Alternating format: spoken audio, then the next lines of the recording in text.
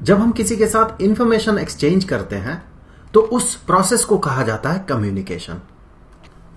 और हम इंफॉर्मेशन कैसे एक्सचेंज कर सकते हैं? बोल के, लिख कर, या फिर रेडियो सिग्नल सेंड करके। ये जो पूरा का पूरा चैप्टर है कम्युनिकेशन सिस्टम, ये पूरी तरह से इस टॉपिक पे बेस्ड है कि हम रेडियो सिग्नल सेंड करके किस तरह से कम्युनिकेट कर सकते हैं। तो शुरुआत किया जाए सिंपल चीजों से। मान ले दो इंसान बात कर रहे हैं, तो ये बोल रहा है और ये सामने वाला सुन रहा है, तो ये इंसान इसके साथ कम्युनिकेट कर रहा है। यहां पर हो क्या रहा है? ये इंसान जब बोल रहा है, इसका वोकल कॉर्ड हिल रहा है, उसके कारण एयर मॉलिक्यूल्स में वाइब्रेशन क्रिएट हो रहा है। जब वो वाइब्रेशन कानों तक पहुंच रहा है तो इसमें सुनने का एक सेंसेशन क्रिएट हो रहा है। तो इस तरह से यहां पर कम्युनिकेट किया जा रहा है सिंपल बोलकर। आपने देखा होगा कि बच्चे माचिस की डिबिया के साथ धागा बांधकर टेलीफोन जैसा एक इक्विपमेंट बनाते हैं। यहां पर देखिए इस फिगर में ये बच्ची बोल रही है और वही साउंड यहां धागा से प्रोपगेट करते हुए इस माचिस की डिबिया तक पहुंच रहा है और ये बच्चा जो है उसे सुन पा रहा है। तो ये दोनों एक दूसरे के साथ कम्युनिकेट कर रहे हैं। तो ये सारे तो बड़ा सिंपल कम्युनिकेशन सिस्टम है। जैसे कि आप किसी को खत लिख दिए, वो खत बाय पोस्ट पहुंच गया दोस्त के पास आपके, तो ये भी एक तरह का कम्युनिकेशन है।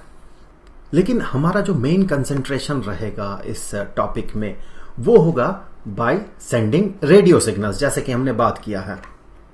तो अब अगर बहुत दूर कोई है, आप उसके साथ कम्युनिकेट करना चाहते हैं, तो उस केस में आप सिंपली बोलकर उसके साथ कम्युनिकेट नहीं कर सकते हैं कि आप उम्मीद करेंगे कि आपने जोर जोर से बोल दिया और वो जो है वो सुन लेगा। अगर मान ले 10 किलोमीटर 20 किलोमीटर दूर है तो वो नहीं सुन सकता है। इस तरह के सिचुएशन में जो हम कम्युनिकेशन, डायरेक्ट कम्युनिकेशन का टूल यूज करते हैं, आज के डेट में हम यूज करते हैं टेलीफोन्स। और हमारा जो मेन कंसंट्रेशन रहेगा वो लैंडलाइन फोन्स पे नहीं रहेगा बल्कि मोबाइल फोन्स पे रहेगा। दो इंसान मोबाइल फोन से भी कम्युनिकेट कर सकते हैं। यहां पर देखें कि ये बच्चा बोल रहा है और ये कन्वर्ट हो जा रहा है, ये साउंड वेव कन्वर्ट हो जा रहा है इलेक्ट्रिकल सिग्नल्स में, और वही इलेक्ट्रिकल सिग्नल बाद में कन्वर्ट हो रहा है इलेक्ट्रोमैग्नेटिक वेव्स में, और ये प्रोपगेट करते हुए यहां दूसरे मोबाइल तक पहुंचता है। हो सकता है बीच में टावर रहे, वो मुद्दा नहीं है।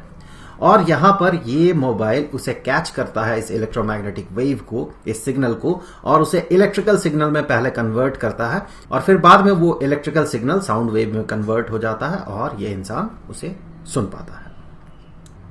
तो जैसे कि हमने बात किया, हमारा पूरा का पूरा कंसंट्रेशन रहेगा इस तरह के कम्युनिकेशन सिस्टम पे जहां पर कि वायरलेस कम्युनिकेशन हो रहा है। यहां पर देखिए बीच में वायर नहीं है, इसीलिए मैंने कहा कि हमारा जो मेन कंसंट्रेशन रहेगा वो लैंडलाइन फोन्स पे नहीं रहेगा बल्कि इस तरह के कम्युनिकेशन पे रहेगा। और इस तरह के कम्युनिकेशन को कहा जाता है वायरलेस कम्युनिकेशन। सो वायरलेस कम्युनिकेशन सिर्फ मोबाइल फोन में कम्युनिकेशन को ही नहीं कंसीडर करते हैं हम, और भी बहुत सारे वायरलेस कम्युनिकेशन हो सकते हैं। आप खुद सोचे कितने तरह का वायरलेस कम्युनिकेशन हो सकता है। आप जो टीवी देखते हैं वो एक वायरलेस कम्युनिकेशन है। टेलीविजन ब्रॉडकास्ट चैनल जो है वो अपने ब्रॉडकास्टिंग सेंटर से कुछ इलेक्ट्रोमैग्नेटिक वेव जो है वो रेडिएट कर देता है, वो वेव प्रोपगेट करता है और फिर सैटेलाइट तक पहुंचता है। फिर सैटेलाइट से वो वापस आपका जो छतरी है वो D2H जो है उसमें कैप्चर्ड होता है और आप टीवी देख पाते हैं। अब जो रेडियो सुनते हैं वो भी वायरलेस कम्युनिकेशन है, और जैसे कि मैं जो आपके साथ कम्युनिकेट कर रहा हूं इस वीडियो के थ्रू, ये भी वायरलेस कम्युनिकेशन है। तो बेसिकली कम्युनिकेशन सिस्टम जो है वो एक ऐसा सिस्टम है, बहुत सारे इक्विपमेंट्स का सिस्टम है जो कि कम्युनिकेशन के लिए हम यूज करते हैं। यहां पर मैं आपको बता दूं, जो कम्युनिकेशन का डेफिनेशन था वो तो अकॉर्डिंग टू डिक्शनरी था, लेकिन अगर टेक्निकल टर्म्स में कहें तो यहां पर हमें यह नहीं कहना चाहिए कि इंफॉर्मेशन का एक्सचेंज जो है विद समवन का मतलब हो जाएगा किसी इंसान के साथ। यहां पर जैसे कि मान ले आप रिमोट कंट्रोल्ड कार अगर चलाते हैं तो उस केस में आप सिग्नल सेंड करते हैं रिमोट कंट्रोलर से और वो सिग्नल पहुंचता है कार तक और वो कार आगे पीछे दाहिने बाएं हो पाता है।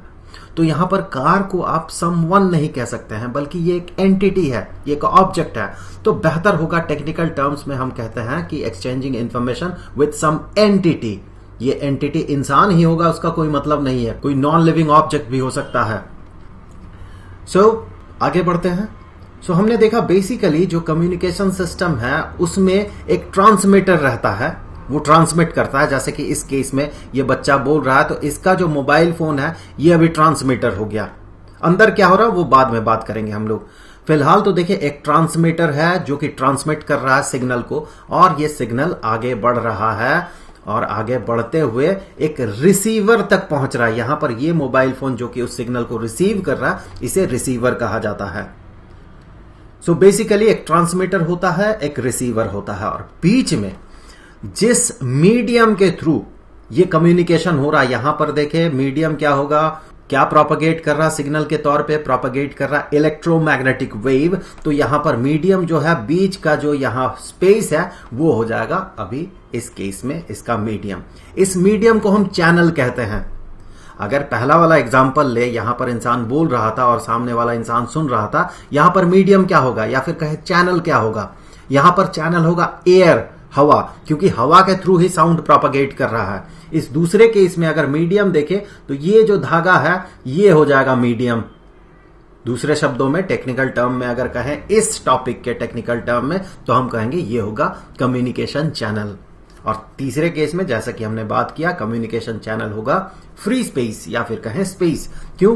क्योंकि ये जो वेव है ये स्पेस में प्रोपगेट कर रहा है। आपको लग सकता है कि यहां चैनल जो है एयर होगा, लेकिन इलेक्ट्रोमैग्नेटिक वेव जो प्रोपगेट कर रहा है ये फ्री स्पेस में प्रोपगेट कर जाता है। तो यहां पर हम एयर नहीं कहते हैं, बल्कि कहते हैं मीडियम जो है वो फ्री स्पेस है। तो ये हो गया इस केस में चैनल। तो हमने देखा कि जो कम्युनिकेशन सिस्टम होता है उस सिस्टम में एक ट्रांसमीटर होता है, एक रिसीवर होता है, और बीच में कम्युनिकेशन चैनल होता है। अगर आप इसे फिगर में रिप्रेजेंट करें तो आप इसे कुछ ऐसे रिप्रेजेंट करेंगे। तो एक मैसेज सिग्नल होता है, जैसे यहां बच्चा कुछ बोल रहा है, मान ले हेलो बोला इसने, तो वो हो गया मैसेज सिग्नल। वो किसी तरह से ट्रांसमीटर उसे कैच करता है, फिर कुछ प्रोसेस करता है, उसमें हम आगे बात करेंगे। और प्रोसेसिंग होने के बाद वो उसे ट्रांसमिट कर देता है। ट्रांसमिट करने के बाद वो कम्युनिकेशन चैनल होते हुए रिसीवर से रिसीव्ड होता है, और वो फिर उसे साउंड वेव में कन्वर्ट कर देता है।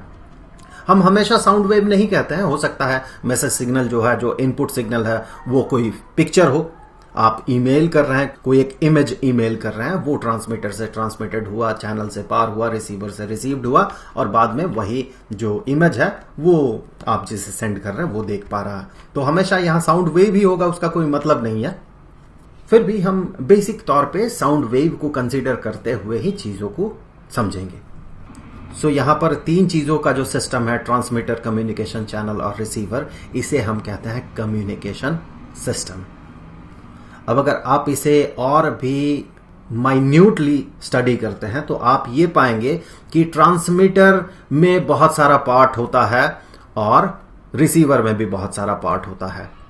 जैसे कि मान ले मैं कुछ बोल रहा हूं, माइक्रोफोन के थ्रू वो किसी तरह से आगे बढ़ रहा है, तो मैंने माइक्रोफोन में कुछ बोला, जैसे अभी मैं बात कर रहा हूं, सो मैंने माइक्रोफोन में बोला, तो वो साउंड जो है वो इलेक्ट्रिकल सिग्नल में कन्वर्ट हो जाता है माइक्रोफोन के थ्रू, और यही इलेक्ट्रिकल सिग्नल चला जाता है मॉड्यूलेटर में। इस पे हम आगे काफी चर्चा करेंगे कि मॉड्यूलेटर की जरूरत क्यों है और मॉड्यूलेटर क्या करता है। इलेक्ट्रिकल सिग्नल मॉड्यूलेटर के थ्रू पार होता है। मॉड्यूलेटर करता क्या है, हाई फ्रीक्वेंसी इलेक्ट्रिकल सिग्नल के साथ इस सोर्स इलेक्ट्रिकल सिग्नल को मॉड्यूलेट करता है, एक साथ मिला देता है। इसका भी दो तरीका है, एक तो फ्रीक्वेंसी मॉड्यूलेशन होता है, दूसरा एम्पलीट्यूड मॉड्यूलेशन होता है। इन सारे चीजों पे हम आगे बात करेंगे, एक एक टॉपिक पे एक एक वीडियो बनेगा, उस पे हम बात करेंगे। फिलहाल तो हमें ओवरव्यू देखना है। मॉड्यूलेटर इलेक्ट्रिकल सिग्नल को मॉड्यूलेट करता है, हाई फ्रीक्वेंसी इलेक्ट्रिकल सिग्नल के साथ उसे मिला देता है, मिक्स कर देता है किसी तरह से, और वो आगे बढ़ता है। वही सिग्नल फिर आगे बढ़ता है, वो एम्पलीफाइड होता है। हम एम्पलीफायर क्यों यूज करते हैं, इसका जो स्ट्रेंथ है, जो भी सिग्नल है, इस तरह का सिग्नल है मान ले, उसका स्ट्रेंथ को हम बढ़ाते हैं, उसका एम्पलीट्यूड को बढ़ा देते हैं, या फिर कहें उसका जो पावर है उसे बढ़ा देते हैं। हम अगर ऐसा नहीं करेंगे तो आगे चल के जब ये प्रोपगेटेड होगा एंटेना के थ्रू, तो उसके पास इतना एनर्जी नहीं होगा कि वो अगला एंटेना तक पहुंच पाए, रिसीविंग एंटेना तक। इसीलिए हम सिग्नल को एम्पलीफाई कर देते हैं, उसे थोड़ा ज्यादा ताकतवर बना देते हैं। अब वही सिग्नल एंटेना में पहुंचता है, ट्रांसमिटिंग एंटेना।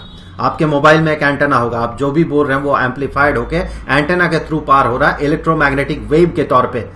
सो ये एंटेना इसे इलेक्ट्रोमैग्नेटिक वेव में कन्वर्ट कर देता है और ये आगे बढ़ता है।